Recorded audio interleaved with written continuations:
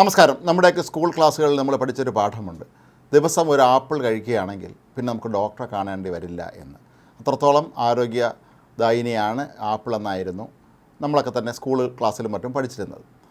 എന്നാൽ ഇപ്പോൾ സംഭവിച്ചിരിക്കുന്നത് ഇതിൻ്റെ നേര് വിപരീതമാണ് എന്നാണ് ഇപ്പോൾ പുറത്തു വരുന്ന റിപ്പോർട്ടുകൾ സൂചിപ്പിക്കുന്നത്. ഇത് UK നിന്നുള്ള ഒരു റിപ്പോർട്ടാണ് ഇതുമായി ബന്ധപ്പെട്ട് പുറത്തു വന്നിരിക്കുന്നത്.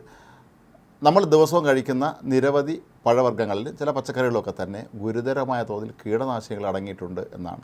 ഈ കാര്യം നമുക്ക് നേരത്തെ തന്നെ അറിയാമായിരുന്നു എങ്കിൽ പോലും പല പഴങ്ങളിലും പച്ചക്കറികളിലുമൊക്കെ തന്നെ വളരെ വലിയ തോതിലാണ് ഈ കീടനാശിനികൾ അടങ്ങിയിരിക്കുന്നത് എന്നും വിവിധ തരം കീടനാശിനികൾ തന്നെ ഒരേ ഇനം പഴങ്ങൾ അടങ്ങിയിട്ടുണ്ട് എന്നും ഇത് നമ്മുടെ ആരോഗ്യത്തെ പൂർണ്ണമായും തകർത്ത് തരിപ്പണമാക്കുന്ന അവസ്ഥയിലേക്ക് കൊണ്ടെത്തിക്കും എന്നുമാണ് ഡോക്ടർമാർ മുന്നറിയിപ്പ് നൽകുന്നത്.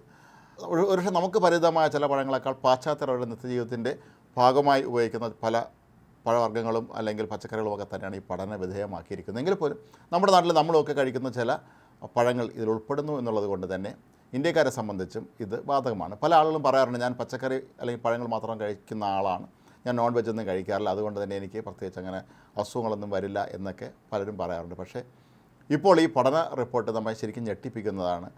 ഈ പഴവർഗ്ഗങ്ങളിലെ പലതും വലിയ തോതിലുള്ള കീടനാശിനിയുടെ അളവ് അടങ്ങിയിരിക്കുന്നു എന്നും മാരകമായ രോഗങ്ങൾക്ക്, ക്യാൻസർ ഉൾപ്പെടെയുള്ള രോഗങ്ങൾക്കെല്ലാം തന്നെ ഇവ കാരണമാകുമെന്നുമാണ് ഈ പഠനം പറയുന്നത്. ഈ പഴങ്ങളിൽ വിഷാംശത്തിൽ ഒന്നാം സ്ഥാനത്ത് നിൽക്കുന്നത് സ്ട്രോബെറിയാണ് എന്നാണ് ഇപ്പോൾ കണ്ടെത്തിയിട്ടുള്ളത്. ബ്രിട്ടനിലെ ഒരു ഗവേഷണ കേന്ദ്രം 10,000 പഴങ്ങളുടെയും പച്ചക്കറികളുടെയും സാമ്പിളുകളാണ് പരിശോധിച്ചത്. അവയിൽ നിന്ന് മനസ്സിലാക്കാൻ കഴിഞ്ഞതാണ് സ്ട്രോബെറിയിലാണ് ഏറ്റവും അധികം വിഷാംശങ്ങൾ അടങ്ങിയിട്ടുള്ളത് എന്ന്.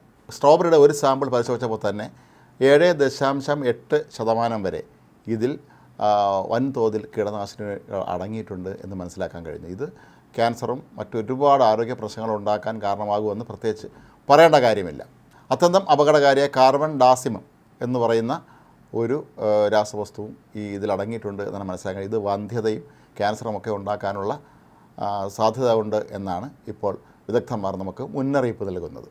കൂടാതെ നമ്മുടെ നാഡീവ്യൂഹങ്ങളെ തകരാറിലാക്കുന്ന ബൈഫെൻത്രിൻ എന്ന ഒരു വിഷാംശവും ഇതിലടങ്ങിയിട്ടുണ്ട്. ഇത് പരിശോധനയിൽ നിന്ന് വ്യക്തമായതാണ്.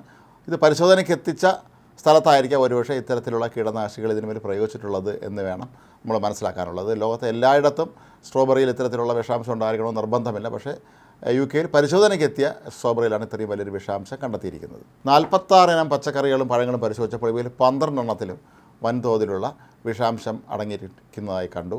മാത്രമല്ല ഇവയിലെല്ലാത്തിലും, അതായത് 95% പഴങ്ങളിലും പച്ചക്കറികളിലും ഒരംശമെങ്കിലും കീടനാശിനിയുടെ ചെറിയൊരു അംശമെങ്കിലും കാണാൻ കഴിഞ്ഞു എന്നുള്ളതും ഞെട്ടിപ്പിക്കുന്ന ഒരു കാര്യം തന്നെയാണ്. ഇവയിൽ ഏറ്റവും അധികം കണ്ടെത്തിയ രാസവസ്തുക്കൾ ഫ്ലൂഡിയോയോക്സോസോണിൻ, പെറക്സോക്ലോട്രോബിൻ, വോസ്കാലഡ്, പെറിമെത്താനിൻ തുടങ്ങിയ ആൻറ്റി ഫംഗൽ കീടനാശിനികളാണ് ഇവയിൽ പലരും. ഇതൊക്കെ തന്നെ വലിയ തോതിലുള്ള ആരോഗ്യ പ്രശ്നങ്ങൾ ഉണ്ടാക്കും എന്നാണ് ഇപ്പോൾ ഡോക്ടർമാർ പറയുന്നത്. കൂടാതെ നമ്മുടെയൊക്കെ പ്രിയപ്പെട്ട ചീരയെക്കുറിച്ചാണ് ഡോക്ടർമാർ പറയുന്നത്. ചീര UK വ്യാപകമായി ഉപയോഗിക്കപ്പെടുന്ന ഒരു ഭക്ഷ്യവസ്തു തന്നെയാണ്. അവിടെ ഈ ചീര ഇല പരിശോധിച്ചപ്പോൾ അവർക്ക് മനസ്സിലാക്കാൻ കഴിഞ്ഞാൽ ഇതിൽ വലിയ തോതിലുള്ള വിഷാംശം കാണപ്പെടുന്നു എന്നുള്ളതാണ്.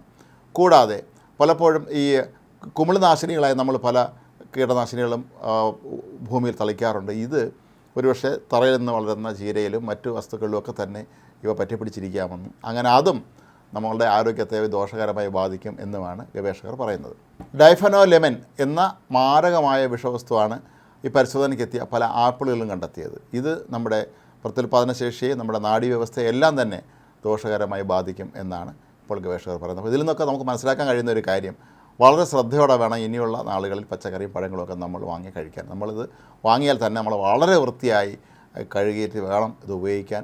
എങ്കിൽ പോലും ഇതിൻ്റെ ഉള്ളിൽ ഈ വിഷാംശം കയറിപ്പറ്റിയിരിക്കും എന്നുള്ളത് ഉറപ്പാണ്. കാരണം ഇത് മരങ്ങളിൽ കായ്ക്ക് നിൽക്കുന്ന സമയത്ത് തന്നെ അതിലെ നാഡീവ്യൂഹങ്ങളിലൊക്കെ തന്നെ ഇത് ഈ പഴങ്ങളിലേക്കും എത്തിച്ചേരും എന്നുള്ളത് ഉറപ്പാണ്.